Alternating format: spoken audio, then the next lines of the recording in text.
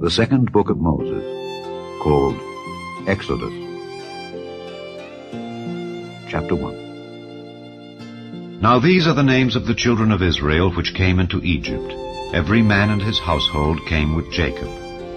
Reuben, Simeon, Levi, and Judah, Issachar, Zebulun, and Benjamin, Dan and Naphtali, Gad and Asher.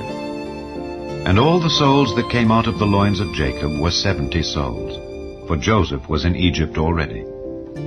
And Joseph died, and all his brethren, and all that generation. And the children of Israel were fruitful, and increased abundantly, and multiplied, and waxed exceeding mighty, and the land was filled with them. Now there arose up a new king over Egypt, which knew not Joseph. And he said unto his people, Behold, the people of the children of Israel are more and mightier than we.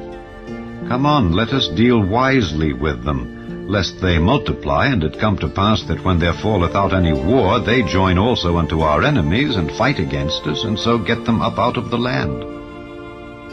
Therefore they did set over them taskmasters, to afflict them with their burdens. And they built for Pharaoh treasure cities, Pithom and Raamses. But the more they afflicted them, the more they multiplied and grew. And they were grieved because of the children of Israel. And the Egyptians made the children of Israel to serve with rigor, and they made their lives bitter with hard bondage, in mortar and in brick, and in all manner of service in the field. All their service wherein they made them serve was with rigor.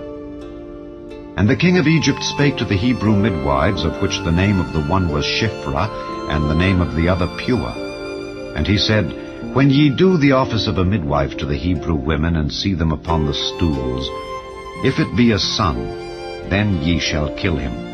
But if it be a daughter, then she shall live. But the midwives feared God, and did not as the king of Egypt commanded them, but saved the men children alive. And the king of Egypt called for the midwives, and said unto them, Why have ye done this thing, and have saved the men children alive? And the midwives said unto Pharaoh, Because the Hebrew women are not as the Egyptian women, for they are lively, and are delivered ere the midwives come in unto them. Therefore God dealt well with the midwives, and the people multiplied and waxed very mighty. And it came to pass, because the midwives feared God, that he made them houses. And Pharaoh charged all his people, saying, Every son that is born ye shall cast into the river, and every daughter ye shall save alive.